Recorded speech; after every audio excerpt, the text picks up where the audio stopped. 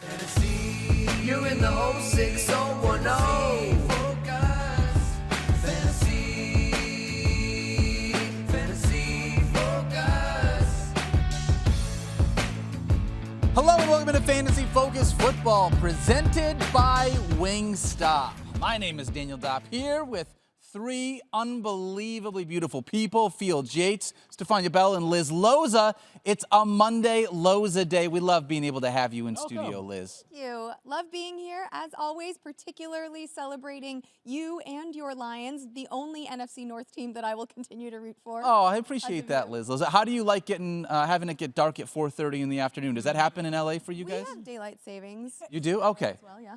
I just didn't know if it got dark quite as early there. Isn't it? I'm definitely going to be showing my cards here right now. Thankfully, we have two Ivy Leaguers here, but I thought that, obviously in Connecticut, we're almost to the eastern extremity of the time zone. Correct. So, if you're in Indianapolis, which I believe is the western extremity of the eastern time zone, while it still gets dark early, it might be more like 5 o'clock as opposed to 4:30. Is that accurate? I think it's still around 5 o'clock, but you can tell that the person who has two kids under 3 has definitely studied this and researched it. Yes. We studied some fascinating topics in this household. Couple of initial thoughts here, by the way. I'm starving. Wingstop, thank you for making me starving right now. I know, right? I'm ready for some wings right now. Thank you for supporting the cause here, the Focus Podcast, and we are fired up to hopefully make you very, very happy. And stop the presses. Daniel Dopp, young Daniel Dopp, turned 1 year younger yesterday. That's right. Happy birthday, friend. Thank you very much. How was it? I was can only imagine. It was a great birthday for what it is worth, obviously. Actually, you can see it if you go check out his reel. It was pretty good. Did you put that together, or Rosie? No, Rosie put that together. She is course she fantastic at all those things. Yeah, we had a really great time being able to go out, hit up a couple card shops, did a arcade, had some unbelievable sushi, which was very fun. And then on Sunday, I got these new Detroit Lions blue shoes to be able to go with my jersey, obviously. And then the Lions, just unbelievable field. You've said this before, but the Lions understood the assignment yesterday. Yeah, it was interesting. I thought it was very thoughtful of Dan Campbell to give the Lions one punt. Give you one punt. Exactly. Just one. He's like, you get one punt for your birthday. Nothing else, though. We want Jack Fox to warm that leg up a little bit. It's like you got to keep the muscles moving just in case they do have to punt at some point during the rest of the season. They're a wagon. They're ridiculous. And now that the Chiefs have lost a game, I think we will be hearing everybody sort of stating, the best team in the NFL right now is the Lions. There was a deference you owned the Chiefs because they were undefeated, because they are the back-to-back champs. But waking up this morning, whatever it is, November 18th on a Monday morning, the Lions feel like the clear-cut best team in the NFL. That offense was a machine. Am I dreaming? Yesterday. Pinch me. I think I might be I'm dreaming. enough years old that I remember when not only were the Lions one of the worst teams in the NFL, but we were not looking forward to them. Watching them on Thanksgiving. And now it's like might be the highlight of the Thanksgiving. Yeah, you know what? I'm so pumped. Come to think of it, Stefan, this is a great point because, a lot of people in America will arrange their Thanksgiving meal around the football games. Sure. And for those that were advocates of the early Thanksgiving meal, what you did was you had your meal at like noon during the Lions game. Right. Yep. They're always the early game. Yep. You have your big meal then, and then you enjoy the final 2 games. I think America might be eating Thanksgiving meals around 4 o'clock this year because nothing wets the whistle quite like Cooper Rush versus Tommy DeVito, baby. Tommy Cutlets. We'll talk about that. We'll dive into that a little bit later. Yeah. Obviously, today we went womp womp. Yeah, we need a little button there for that one. We got a very big show today. We're talking about our Week 11 takeaways. We're going to do some studs and duds as well as a couple of quick shout-outs. So let's get things started with our Week 11 takeaways. If you guys don't mind, I'm just going to wax poetically a little bit longer about the Detroit Lions. Did you know their last 3 home games? Here's what they've scored in their last 3 home games. 42 points against Seattle, 52 points against the Titans, 52 points against the Jaguars. It feels like more than that, I'm not going to lie. It has been unbelievable. Jared Goff was unbelievable yesterday. 412 yards and 4 touchdowns. Coming off of that 5 interception performance to be able to put that behind him. If you had either one of these 2 running backs, David Montgomery, 24.5 fantasy points, got in the end zone twice. Jahmyr Gibbs, 19.3 fantasy points as well. Liz had a great stat on him. I think he's the only non-quarterback in the NFL to have at least 12 fantasy points in every single game this year. Yep. Yeah, so that was an unbelievable stat. Amon-Ra St. Brown is wide receiver 1, I believe, at this point. Heading into Monday Night Football, 11 receptions, 161 yards, and 2 touchdowns as well. And if you threw a dart at Jamison Williams, 4 for 124 and a touchdown, a little homage to beast mode, I'm sure he's going to get fined for that. Well, also dumb. Okay. It was silly. Don't you? Yeah, let's make sure we don't get hurt. not get hurt. 22.6 fantasy points as well. I mean, this offense is just rolling on every single cylinder that it has. I got a stat for you.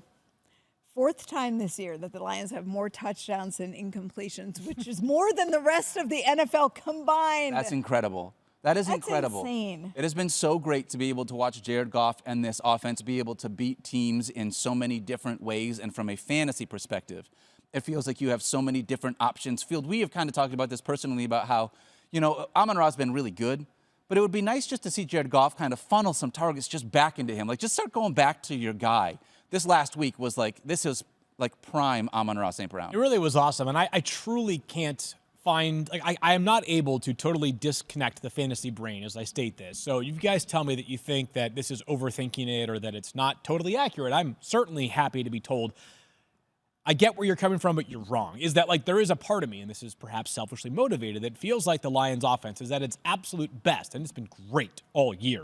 But they've been in a bit of a relative rut of late. Like Ben Johnson talked about that coming into this game this week.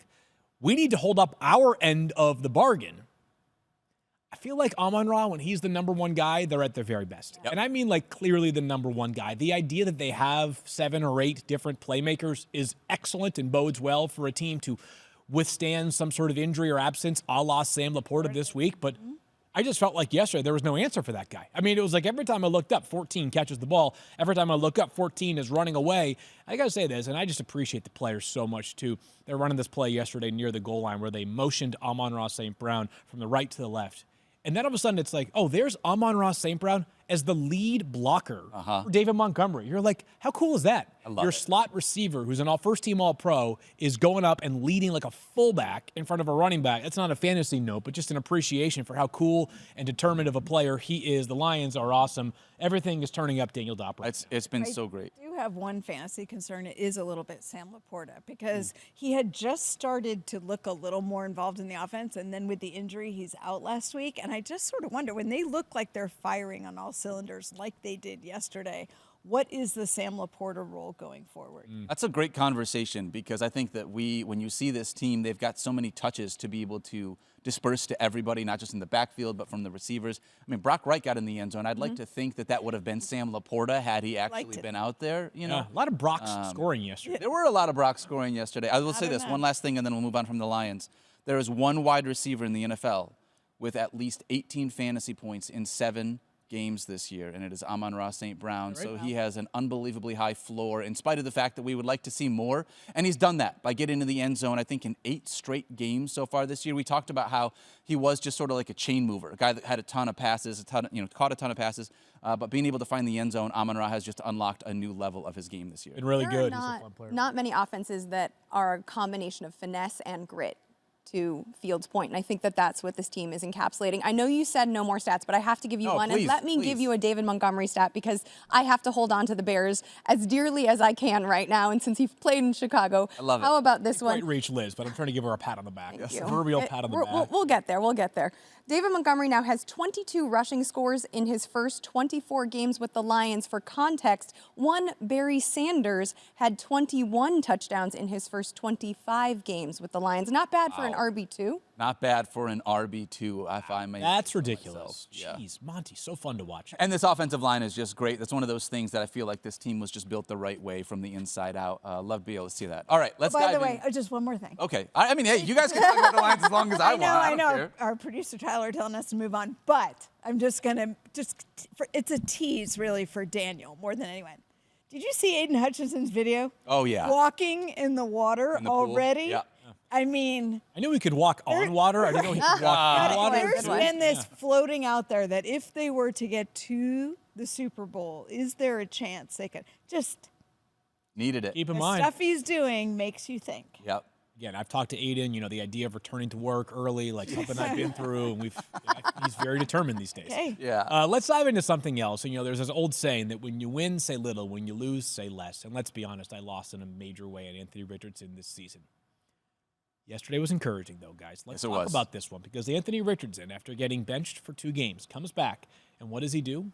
he has his best fantasy game of the season. He's quarterback 4 going into Monday Night Football with 28.08 fantasy points. Here are the raw numbers. I want to talk about what I thought was most important from yesterday.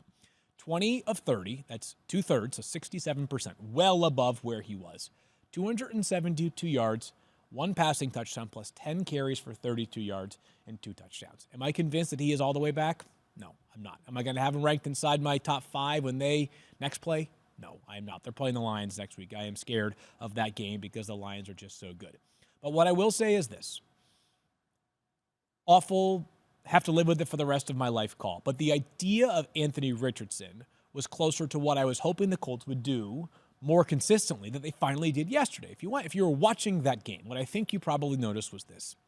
The Colts decided to make the game plan Anthony Richardson-centric as opposed to making Anthony Richardson Colt-centric, right? You watch the game early on. A lot of runs. I mean, 10 total runs is a good number for Richardson. Runs. Yeah, design runs. And maybe it cost Jonathan Taylor a little bit. And for fantasy purposes, it might be more important for us to get peak elite Jonathan Taylor. I'm here to tell you, and this might bother some people, if this Colts team wants to reach higher highs, they need better quarterback play than they do running back play. That's just how the NFL functions in this era. I thought they were much smarter about getting Anthony Richardson involved as a runner, much smarter about a lot of RPOs, simplifying the game for him, right? You're making a decision based off of one player. More short to intermediate throws to kind of warm the arm up. Next thing you know, he's making 3-foot putts as opposed to having to hole out from the sand, right? Which I know a lot about trying to hole out from the sand and then quad bogeying instead. The point is this. It looked like the Colts played Anthony Richardson a lot more like they played him last year as a rookie. Yeah. Let's see more of that going forward. Very encouraged by yesterday, but not going to have him inside my top 10 this week. I love that you're mentioning how the offense looked more simplified, and I think that's a perfect observation and note. Since Mike isn't here, though, I have to speak to something that he might point out. And I don't mean to trigger you. Go for it, yeah. Anthony Richardson ranks first at the position still in air yards per attempt Nice. at 11.6. I have to get an air yard stat in here, too. Yeah. He's also the QB1 in percent of attempts more than 15 yards down the field at over 31%. So it is not as though he is becoming Derek Carr. He is not. Yes, he is not. However, my Anthony Richardson versus Lamar Jackson board bet, at least specific to yesterday, once again in my favor. So Mike can gnaw on that while he's taking a little time off right now. So I'm kidding, of course, on that. Yeah. Here's my thoughts on that. The one thing is, I know you keep owning this call. First of all, we all. I don't care. I just want because no. But let me finish. I don't think that the call was wrong from the perspective of Anthony Richardson is a failure, and I mean this is a serious moment. I think the Colts have failed Anthony Richardson in this early part of the season, and everything you mentioned yesterday.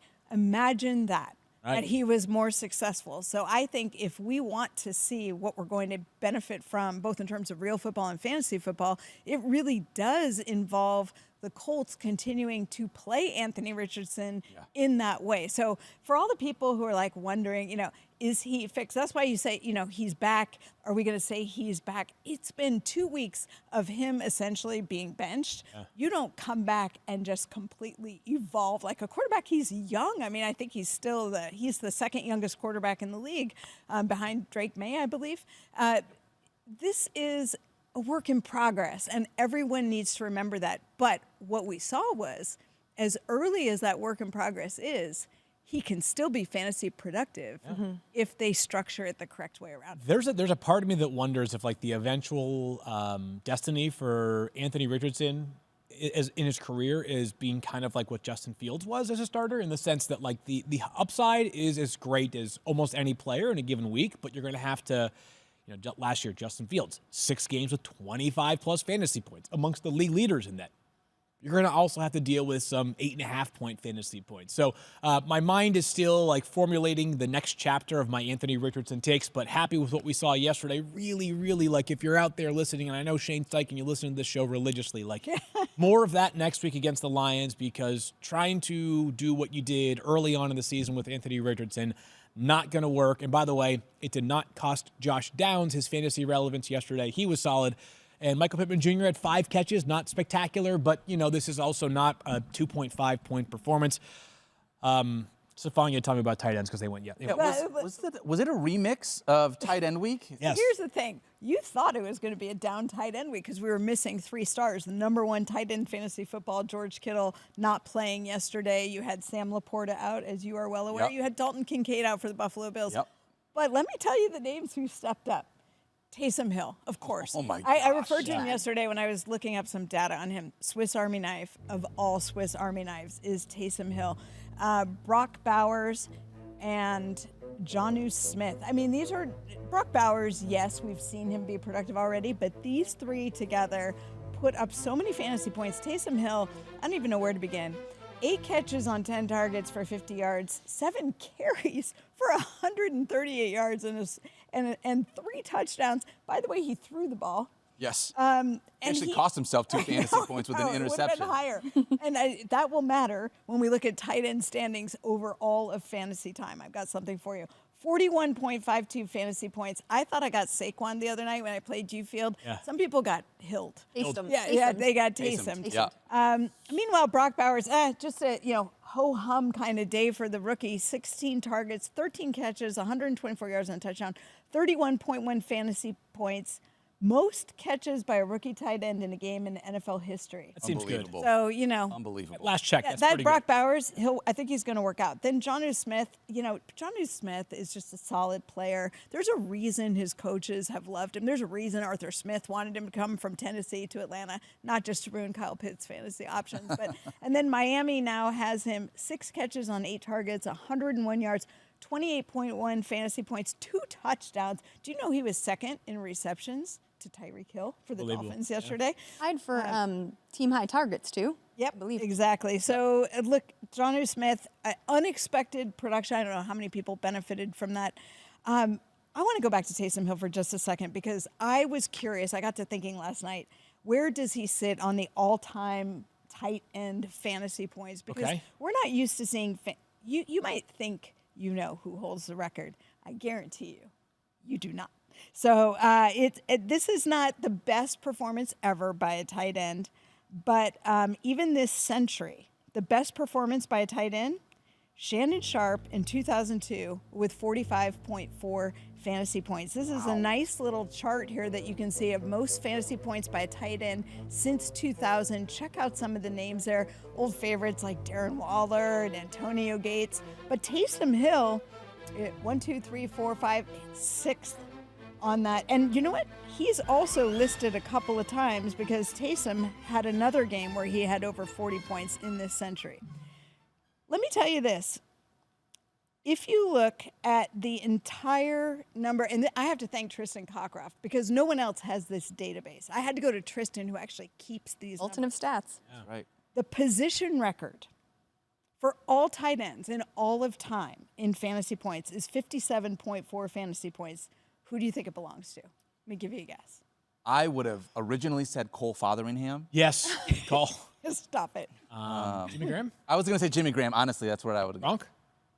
Gronk was my Gronk's not even really on the Mark list here. Bavaro? Gronk gets, who? Mark Bavaro? No, but you're getting back to you're going in the way back. We need Matthew to be here to be able to know some Dwight of these Clark? tight ends from the 60s. Helen Winslow Sr. Wow. In 1981, and by the way, he owns the top 2 scorers at the position because he had 48.2 in 1983. So that's how far back you have to go to get the Unbelievable. top in tight end scoring. But Taysom Hill makes the record books because of the performance. And guess what? They're going to stick with this because if you listen to Darren, is it Rizzi? Rizzi, yep, the Riz God. I mean, because there's so many. I think of you pronouncing Graziano, and I'm like, I wanna say- Graziano. Yeah. Del Rizzi. But he talked about getting Taysom Hill more involved. Like, he embraces Well, it. he did it. They did it this He week. did, but you know how sometimes it's like the reluctant, like, Yeah. well, we don't have anything else, so we might as well go to, it's like our old faithful Taysom Hill. He was excited about it, made a point of doing it, and I don't know, it paid off. In a major way. Well, and that skill set is better for a more up-tempo offense, which is also what he's been able to. They're so it's just hilarious. Like, there's probably somebody out there who is sitting there and they're like, yeah, you know what? I got have T him Hill in my going off dynasty today, league. right? T Hill's going off today. Just the wrong T Hill. It was the wrong T. Hill. And Tyreek was fine, to be clear, like 19.4 fantasy points. That was good.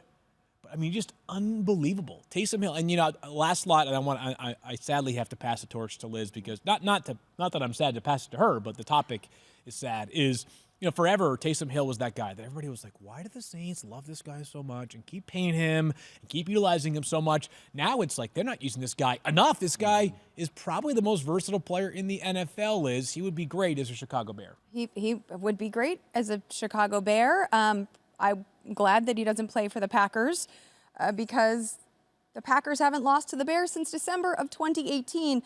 We've had a whole pandemic since then, which means I have watched the Bears lose to this team. And there was a moment, we were in the war room yesterday. Field, you will attest to the fact that I had to, in the last few minutes of the game, I think about like 3.5 minutes left in the fourth quarter, I had to get up and start walking around. I don't normally do that. You've seen me in the war room. I'm You're not a pacer? I'm not a pacer. Yep. I'm not. I try to get not too emotional. I handled that loss to the Commanders, I thought, with absolute grace. But I had to pace. It was this team that was going to own us again. And I had some visions of like Williams doing like the discount double check, even though Aaron Rodgers in there. I wanted it. I wanted it so badly. And Green Bay gave Chicago numerous opportunities to win that game. Jair Alexander exited early, wasn't even on the field for the entire second half of the game. Matt LaFleur made some questionable play calls, particularly when the Packers were trailing 19-14. He did not. He went for it on fourth down, fourth and goal, 6 yards out. Jordan Love, I don't even need to look at my notes because it's all burned into my memory. Jordan Love wasn't able to punch it in, but LaFleur could have kicked a field goal and ostensibly made it. And then when Jordan Love did actually punch it in at the goal line, an opportunity that was set up by a gorgeous 60-yard catch and run via Christian Watson. Silver lining here was that helped me win my fantasy matchup against Mike Clay in the show league. So if I'm going to take some consolation prize, there it is.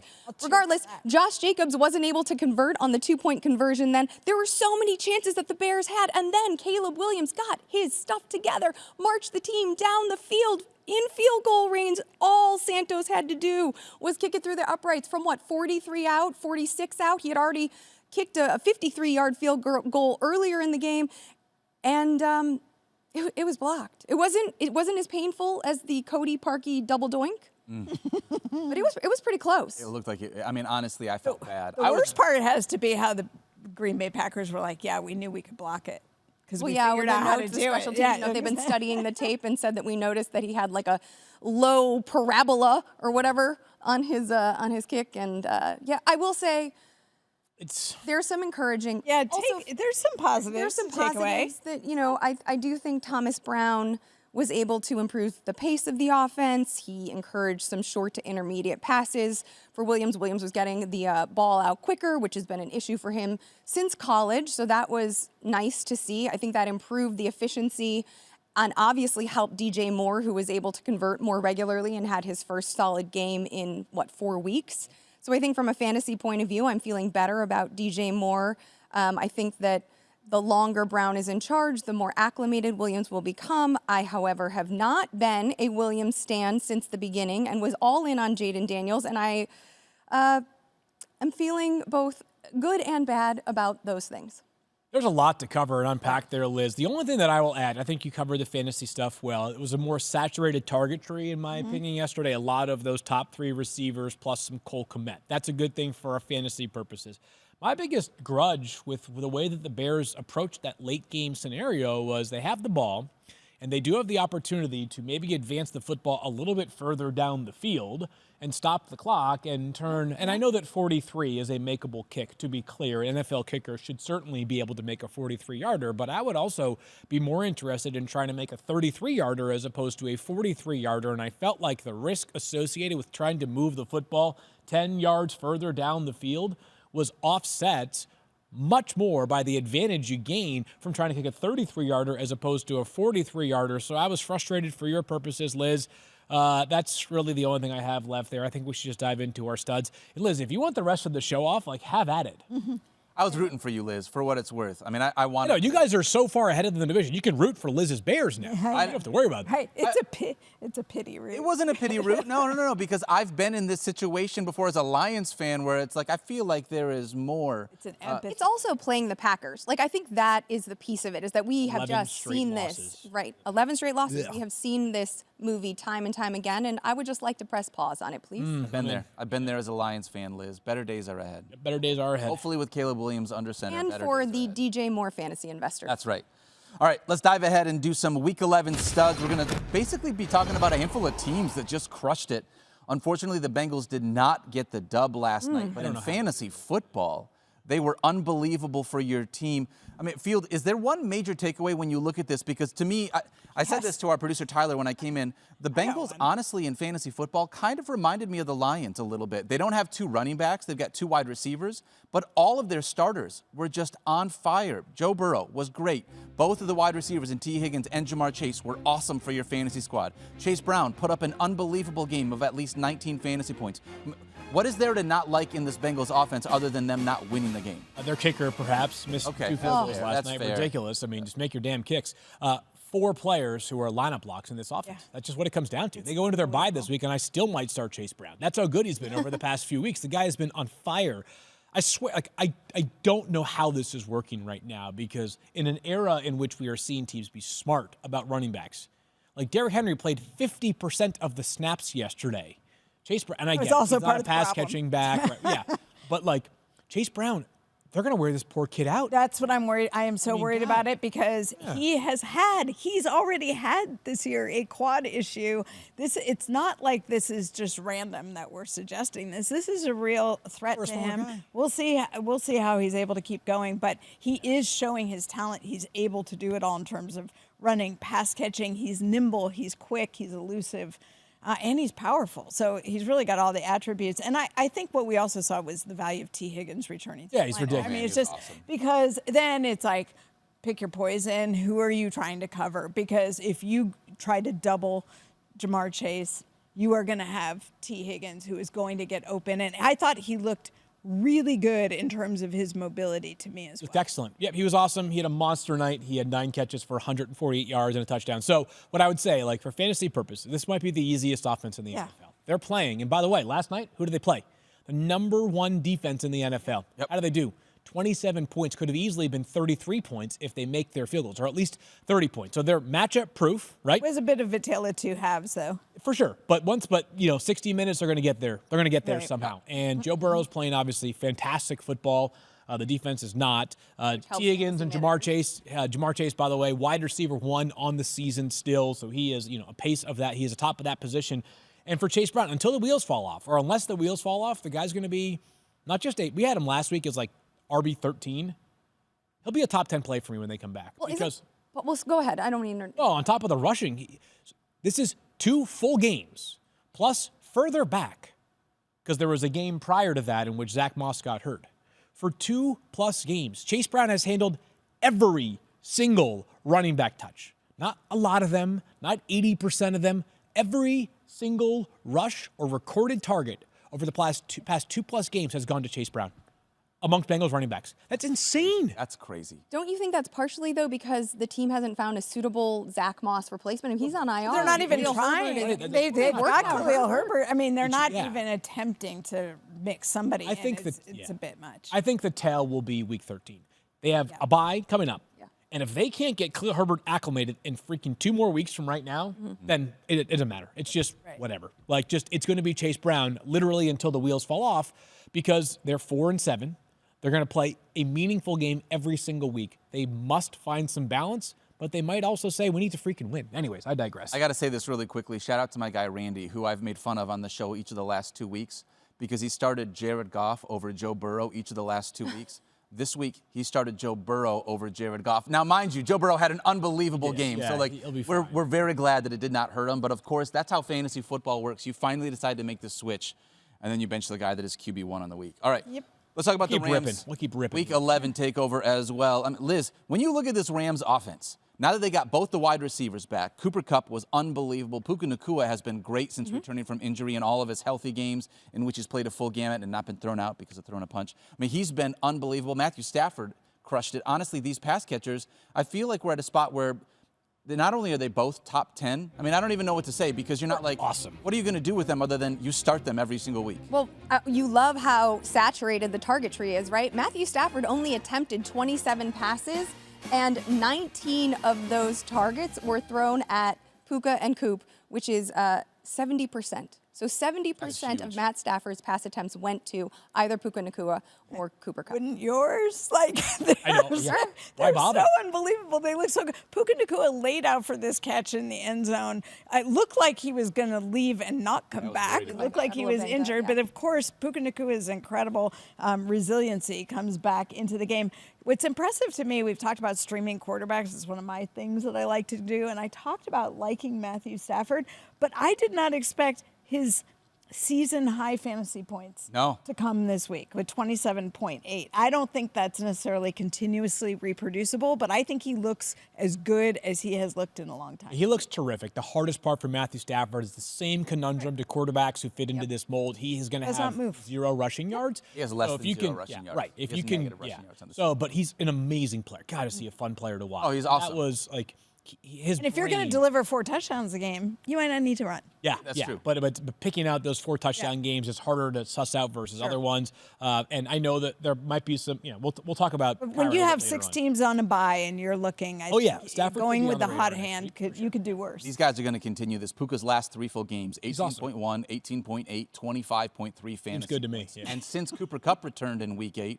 He's wide receiver 4 in targets per game, wide receiver 3 in receptions per game. He's wide receiver 3 in fantasy points per game over that span. I mean, both of these guys are just unbelievable. And as long as Matthew Stafford keeps doing what Matthew Stafford does, then these guys are going to be like set it and forget it. Just to piggyback and contextualize, Puka at least 9 looks in 3 of his last 4 games, and for Cooper Kupp, at least 7 targets in each of his last 4 games, and double-digit looks in 2 of those. Yeah, awesome. So great. All right, let's move ahead.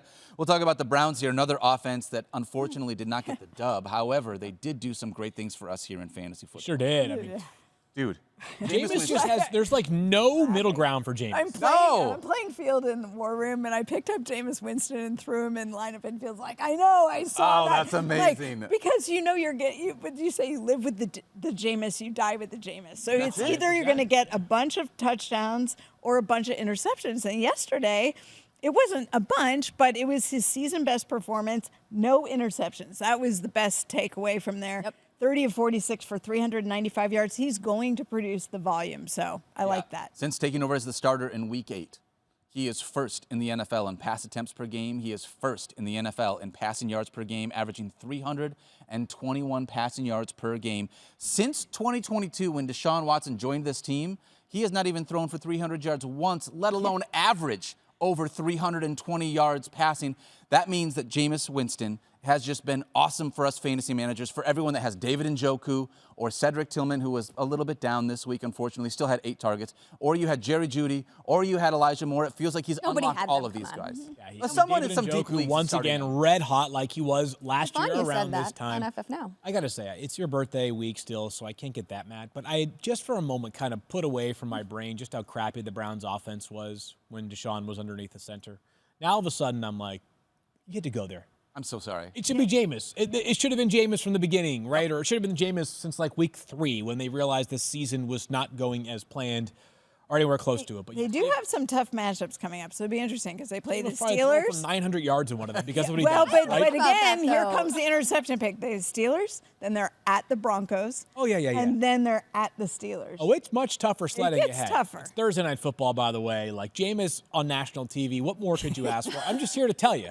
He's either going to go for 90 or 390 yards on Thursday. And he only had 8 fantasy points against the Chargers. We just talked about how good their defense is. The Steelers' defense also quite good. So I think if he was up this week, we can expect him to be down on Thursday. I do think, like Jameis, we're not quite there yet, but 6 teams on a bye, probably still not going to be an option you consider this week.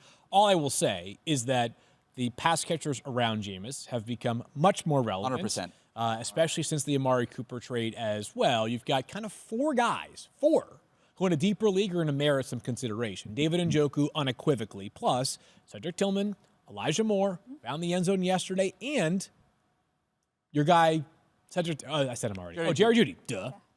Dude, 11 targets for him. I mean, if you tell me that Jameis Winston is going to throw the ball 46 times, I'm going to sign up for some of those pass catchers. Because for me, like if you've got one of those receivers or that tight end, I don't care about the interceptions, right? We've said this. Browns fans, our buddy Not Cool Keith absolutely cares because he wants a win. Yeah. However, for us in fantasy, we just want to be able to see that kind of volume. So it's going to be very cool. I think the Week 11 rankings will be interesting to see the way that we rank these pass catchers. Low, understanding understanding the matchup that we're going to have. All right, let's talk about the heat wave that happened in Miami, my friends. We finally got to see Tyreek Hill. The same week that I said I was okay benching Tyreek Hill, he decided to finally show up. I appreciate that, Tyreek. I did not need all those mentions on Twitter. However, this was finally good for Tyreek Hill. 8 targets, 7 receptions, 61 yards, and a touchdown. Only his second week this season inside the top 25, but you love to be able to see it. I mean, Jonnu Smith was a better pass catcher than he was, but Tyreek Hill was still unbelievable this week. He sure was. He was great and ends up with a great line. You know, we're still, we're so accustomed to like the possibility of 6 catches for 125 yards and a touchdown that hearing 7 for 61 is still like a little bit different, but I am not going to be complaining. Yes, so. I'm not going to complain here about a good day for Tyreek Hill, wide receiver 12 day going into Monday Night Football. I am not here to complain about that. I think really though, like as we think just about how Tyreek Hill and how Jalen Waddle have fallen off relative to where we expected them coming into the season. Because again, happy about wide receiver 12 for Tyreek, but I think there are some people that are out there saying to themselves, I still wish this was happening more, or we were getting even more than that. As I think about how this offense has evolved, I think it's become crystal clear to me, is that last year and the year prior, as long as Tua was healthy, the targets were going to 2 players, 10 and 17. Now you've got parts around them that are huge factors in the passing game. As once again, Devon Achane has 4 catches, and once again, as Stephania said, Jonnu Smith continues to ball out. So good day for Tyreek Hill. Still not quite to that level we're accustomed to, but we're going to be okay with it. And dud city again for Jalen Waddle. Yeah, unfortunately. Devon Achane, the only running back you want. Like if there was confusion about, remember when we were like, oh, who's going to touch the ball and what are they going to do with it? Devon Achane. Yep, totally. Only startable running back. Dude, yep. Remember when Raheem Mostert led the NFL in touchdowns last year? Got himself a new contract as a result of that. Unbelievable for him. However, yes, it is just Devon Achane. My soft spot for Raheem Mostert is showing, but that injury he had early in the season was much more serious than people than what they thought. Devon Achane in his 6 games with Tua as the starter had at least 20.5 fantasy points in 5 of them. So, like, as long as Tua is under center and it feels like they're having to respect these pass catchers, Devon Achane is in a fantastic spot here as well. All right, let's really quickly, these are not offenses, but I do want to mention Breece Hall because Breece Hall has been, unfortunately, not as good as what we had wanted, Stephania. Under 9 fantasy points in 3 straight games, and then a season-high 31.1 fantasy points in this one. 23 touches. And it took way too long for it to happen. I mean, what was it, 4 3-and-outs to start the game for the Jets? Hey, there was a I don't know. 4-and-out in there, and the 5 to start the game. I stopped paying attention because I couldn't stand it. But I was like, and why not involve Breece Hall? It was like the memo came too late. But at least we saw Breece Hall perform in the way that we know that he could. I thought it was important that we saw the pass-catching version of Breece Hall as well as the ground game of Breece Hall because really he can do damage on both. He showed us that last year. We just haven't seen it from the Jets. First career effort in which he has scored both a rushing and a receiving touchdown in Week 11 of 2024. That's insane because of how and good that's not he on is. him. Yeah, no. I was going to say. It feels like the offense should be finding ways to get him more involved, especially with how good he is as a pass catcher, second amongst running backs in receptions and receiving yards this year. I can't believe it's his first time getting the end zone in both. All right, one more guy I want to talk about, Liz, Bo Nix. Crushed it this week. I mean, dude, Bo Nix has been unbelievable. If you have decided to run like hey, Bo Nix might be a streamer for me, like in Week 6, and then it's like he might not be a streamer anymore. He might just be a straight-up starter for us in fantasy football. Yeah, well, I am going to be writing him up a little bit of a tease in this week's edition of Facts versus Feelings. Love that. So I will dive deep on Bo Nix. We talked about on Fantasy Football Now the upcoming schedule and how it ranks high in terms of ease. I will say, there is a question mark here. Which rookie quarterback would you like to stick with through the end of the year? Let's do this. Bo Nix or Jaden Daniels? Any of them. Or Rank Drake May. The 4 rookie quarterbacks. I was the evil one that put this into the Caleb, Jaden. Rank the 4 rookie quarterbacks rest of the season that you would like. Bo Nix, Jaden Daniels, Drake May, Caleb Williams. Those are your 4 options. Who do you want first? Just don't overthink it. Just right away, first reaction is? I got to say. Jaden Daniels. Okay, Jaden Daniels. On the upside. But Jaden Daniels. I would probably lean there as well. But darn, it's making it close. It's Bo Nix, too. Bo Nix is a very close second. And why? Because he has shown us that he will provide fantasy points with his legs every single time. Even though this week he only had 2 carries for 5 yards, he has moved. He has shown it that it's in the bag. Who was expecting over 300 yards and 4 touchdowns from Bo Nix? Not I. Sean Not I, Payton that's probably, but that's it. I don't Sean think Sean Payton Payton loves was Bo Nix. His mom. He did, but Yes, I don't his think mom he was was expecting expecting it. it. Yes, he's just playing really. He's playing really Really high-level football good right and now. smart, cerebral football. It's really good decision making. 4th game of over 20 fantasy points. Like, he's establishing consistency where I thought maybe it was flukish at the beginning. Yeah, third on that list. I'm assuming we're going to go Drake May around the board. Oh, I May sort would be of third. forgot. And then Caleb Williams. Yeah. Yep. Okay. Sorry. Although we did see Caleb use his legs a little bit more last week. Or this Talk past to me week. when Caleb has new circumstances around him. Yeah, but just a flat baller right now for Bo Nix. Man, he was, and I don't want to dive too deep into this because it's not a draft show, but what a fascinating draft evaluation he was. And what a great, like yesterday, they had 2 touchdowns from the 10-yard line on wide receiver screens. Like, zip the ball out, let them do the heavy lifting for you. Who cares? That's the offense they play, and those fantasy points, we don't ask you how, we ask you how many. That's right. Also, when we talk about strength of season, just want to mention that Bo Nix does draw the Chargers in Week 11. Sometimes I think we get a little bit ahead of ourselves, though, because we saw a bunch of defensive injuries occur to the Chargers last night. We don't know how those will shake out over the coming weeks. But when you mentioned Jaden Daniels, that was my pick. I did look ahead, and he draws the Eagles in Week 16. So not exactly an easy matchup for Jaden Daniels. In the championship, Ooh, and semifinals. Yeah, I might say that it feels, and maybe I don't need to. I am thinking about Bo right there. I'm not going to lie. I versus Jaden. I kind of feel like the Jaden Daniels Bo Nix conversation is more 1A, 1B than quarterback 1, quarterback 2. and stylistically, they're very different. Yeah. We board bet it for the rest of the season. Just, I know. I don't even. I would want take to. Bo Nix over I don't Jaden even Daniels want rest of the to. season. if I just someone- asked you that at some point. I said Jaden. Yeah, you it's changed hard your to mind. divorce yourself from the first half. I think I'm ready. I think I've talked. I was on Bo Nix's side too. Oh, okay. yeah, you guys, are you All right, one of well, those you Field want and to I see how the say other Bo person Nix does is it gonna- before you make your pick? Yeah. You're too My afraid red to zone stand on an strategy right island? now. Yeah. Stefania, will you Throw stand on some the island with stones. me? Yeah. All right. Stefania and I are on our own Jaden Island? Daniels, that's Jaden right. Island. This is, you know We're what? not afraid. awesome. We don't have to dip our toe in the pool to see what the group think is. I'm big on the archipelago these days. So All right, Wesleyan. Yeah. that's right. Let's so go. We're on the Bo Nix archipelago right here. I like it. Daniel and I. Yeah. All right, so Field and I say Bo Nix has more fantasy points from Week 12 on than Jaden Daniels. Points per game because Jaden has his buy it. I guess Bo hasn't either. Never mind. I take that back. Okay, Liz and I say that Jaden Daniels has more fantasy points per game from week 12 forward. Put it on the board. Put it on the board. What a weird job, game Liz we Loza. play. I know. Great job, I everyone. got that Right. right. Board. Yes. All right, let's dive into a couple of quick shout-outs really quickly. We'll go quick through this. Liz Loza, we're going to start with you. Who's your shout-out here in Week 11? I want to give a shout out to Brian Thomas Jr. because after coming off of 2 down efforts wherein he caught just 2 balls apiece, and with Mac Jones under center, nobody was starting him with confidence, and yet he put together a solid showing. He was the wide receiver 28, which isn't fantastic, but certainly better than anyone imagined he would be in Week 11 with 13.6 fantasy points. He's on bye in Week 12, but I expect there will be some changes to the complexion of the offense and who is running it when he returns in Week 13.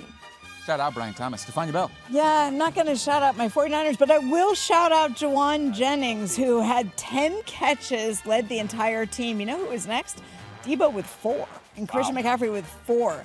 Jawan Jennings, there's a reason they say third and Jawan, because they know that he is going to make the contested catches. He is physical. He is tough. It doesn't matter. He will get the first down when they need it. I just can't say enough about Jawan Jennings, borderline wide receiver 2 next week at Green Bay. I'm going to give a shout out to a couple of home run hitters. We kind of took a shot at MVS after his 2-touchdown game last week, and then this week he listened to the show. 2 catches for 87 yards and a touchdown for 16.7 fantasy points. Last time he had games with back-to-back touchdowns was weeks 9 and 10 of 2020. And also Nick Westbrook-Akine.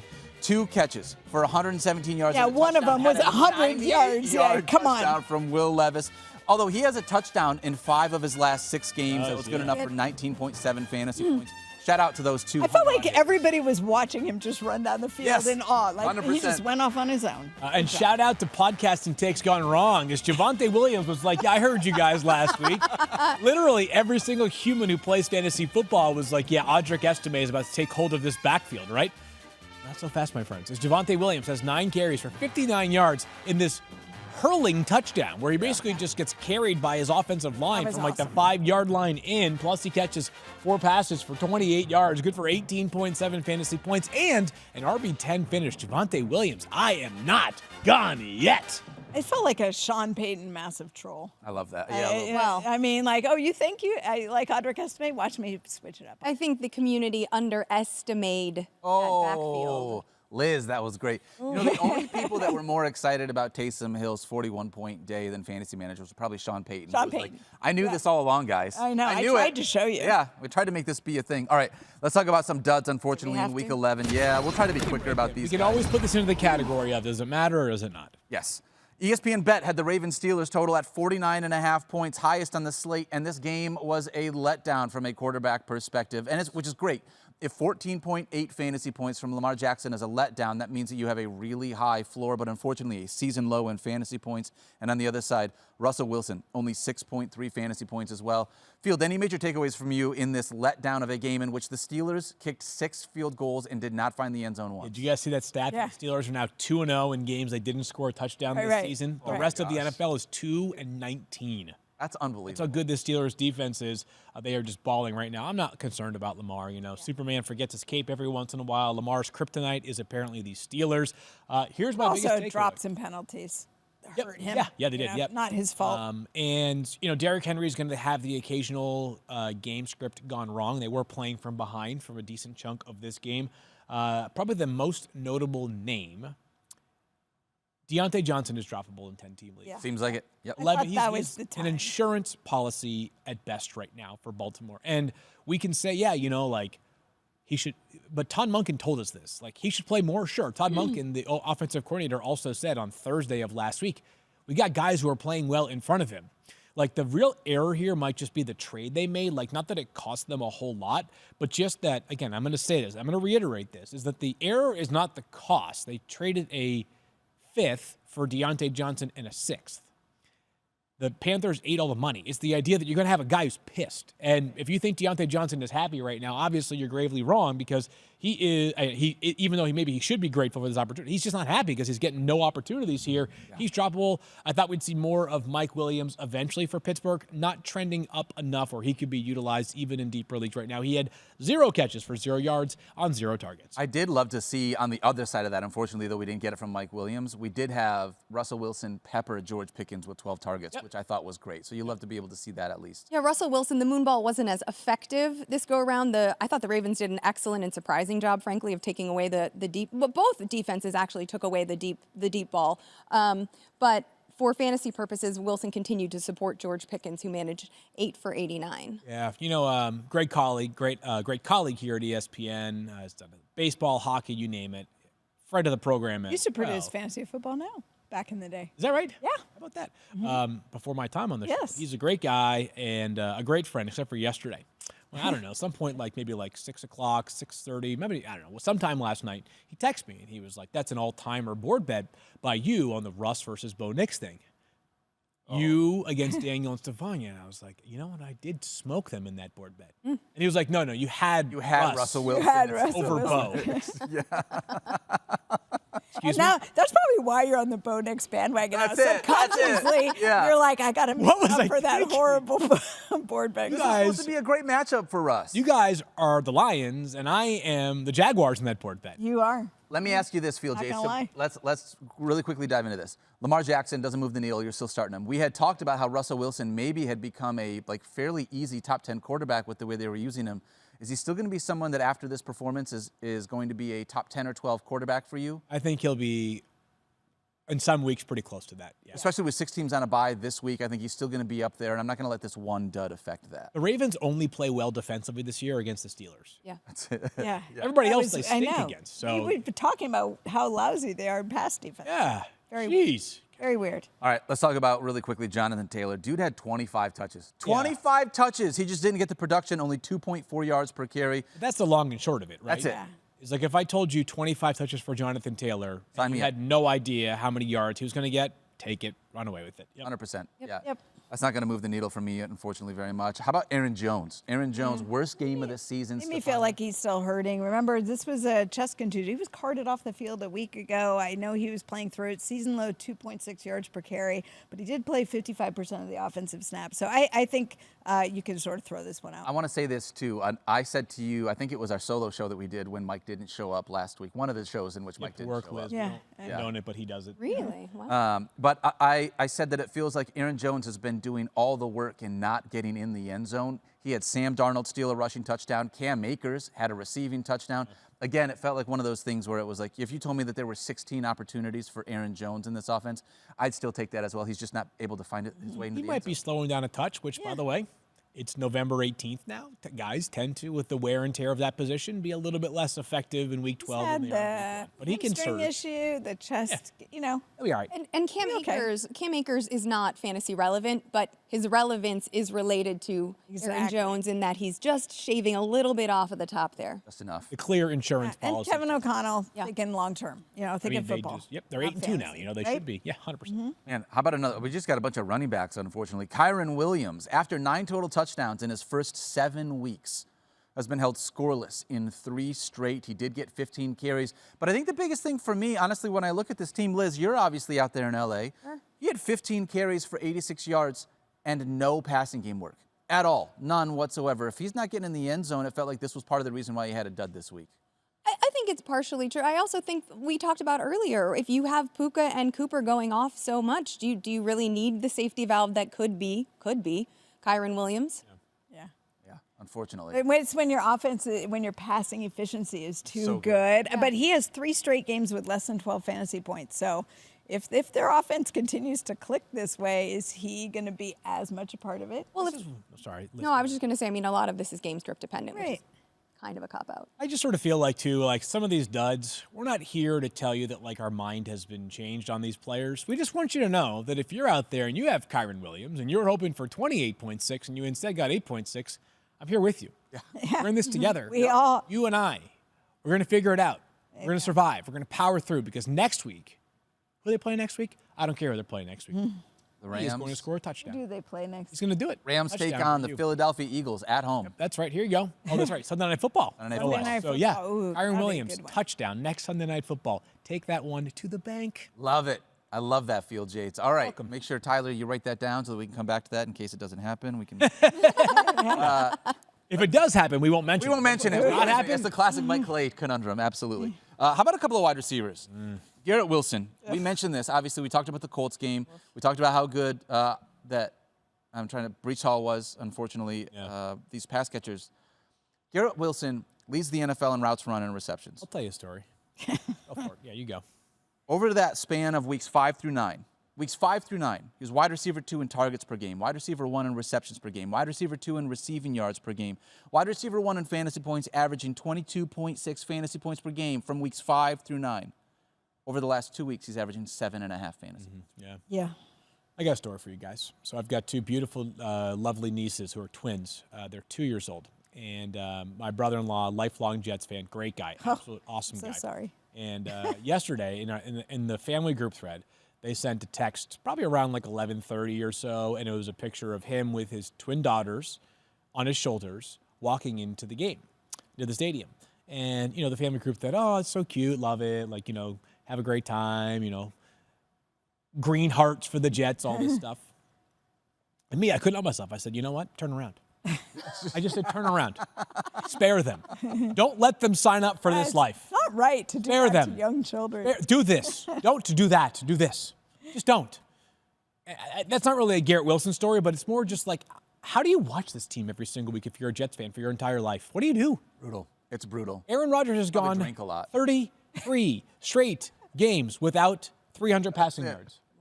33. So, I'd like to tell you something about Garrett Wilson. I don't know, like 8 targets, like we were saying just a minute ago. If I told you 25 opportunities for Jonathan Taylor, you take it. I think 8 targets is enough for Garrett Wilson for me to feel pretty good about it. They go into a bye week. At least next week, you don't have to choose whether to start your Jets or not. Garrett Wilson averaged fewer than 5 yards per reception. Yeah. Garrett Wilson. 4 catches for 18 yards. What kind of stat line is that? That's a running back rush per attempt stat line right there. Yep. That didn't feel good. I just want to say this, just feel to your point, there is a direct flight from JFK to Detroit that you can take and be there Easy. in a very short amount. They're an hour. My Absolutely. sweet nieces. 100%. Deserve better. All you need to do is walk around the town and just feel the good energy. Yeah, Even if the stadium, if tickets are sold out, just you can feel it in the air in Detroit. Yeah, I feel like Jets fans are tough. We got a couple of Jets fans here. Our buddy Kevin Pulsifer, who's one of the researchers for us, obviously he's a huge Jets fan. And it's tough. It's tough for them because I feel bad for Jets fans because you signed up. Hope. You watched Greeny. I remember being so excited when Aaron Rodgers came on here, and it was just like, it just dissipates. It dissipates so quickly. All right, let's quickly talk about another wide receiver here. Jalen Waddle. I just got to say this. There's only one offense. There's only room for three pass catchers in this offense, and it's Tyreek Hill, it's Jonnu Smith, and it's Devon Achane. Yeah, there's a wide receiver, a tight end, and a running back. That's it. That's it. It feels like I don't know if I would drop Jalen Waddle just because of the skill set that he has, but if you told me, hey, you know what? I need to pick up someone for my roster. I need a starter. Then, you can drop Jalen Waddle. What he's given you is not anywhere worth starting. I have a question for you. Cedric Tillman or Jalen Waddle? Oh. Jalen Waddle rest of the season. Not even close. Whoa. Jalen Waddle over Jalen Cedric Waddle or Cedric Tillman, and you said Jalen Waddle. Not even close. Oh, sorry. I meant Cedric Tillman. Yeah, we were like, I was like, wow. We're going to give you another chance to answer the question. Are you sure? Are you sure? Is that your final answer? It's not a court of law. So that's a wild. If you had imagined in saying in August, guys, just a hypothetical, Cedric Tillman or Jalen Waddle for the rest of the season. Third-round guy in his second. It's his second year, I think, for Cedric Tillman, and he basically didn't get any targets up until Jameis Winston became the quarterback of this. And Amari Cooper got traded. That's all it took to unlock him. It's crazy. Wild. Unfortunately, I feel so bad for Jalen Waddle. 3 targets, 2 receptions. I think you jinx the next guy. Yeah, T.J. Hockenson, we should talk about this really quickly, and Mike's not here, so I feel bad about this. He's not going to be able to defend himself, but we did have a conversation on the show, and by we, I mean Field, where we had mentioned T.J. Hockenson and his snap share. I'm going to share some snaps here, Field, and you can talk about this. Is that okay? Yeah, go for it. Yeah. All right, so week 9, played 32 of 71 snaps. That was his first week back. 45%. 45%. Yep. Week 10, he played 38 of 82 snaps. I'm going to do some rough math. 46%? Somewhere close in there. Again, it's 46. Shy of 50%. 46 last week, yeah. Week 11, he played 30 of 67 snaps. He has not yet hit 50% of the snaps since returning to this offense. Mm-hmm. Oh, last week he also ran 28 routes on 38 of those snaps. No, that was good. I'm just the conversation last week was I was on the island of thinking that, hey, I still have him as a top 10 tight end. Yeah. But the idea that he will be playing close to 80% of the snaps or 75% of the snaps was not legit to me because they've got really good contributions this year from their other tight ends. Josh Oliver, who one of the best blocking tight ends in the NFL, is going to continue to be a thing, and so ended up bearing out yesterday that once again Hawk was under 50% of the snaps. It's not that Hawk has been disappointing because the guy's coming off of a major knee injury and has been, obviously excellent in one game and 2 not great, but it's the idea that the door for him to walk through to become a top 5 tight end where he's an absolutely no doubt about it starter, probably a little more shut than we had hoped for after last week's performance. He's more like 10 to 12-ish. Yeah, which is a bummer because the dude is so unbelievably talented. I would have assumed that they would utilize him. Well, I think there's 2 things. 2 things can be true.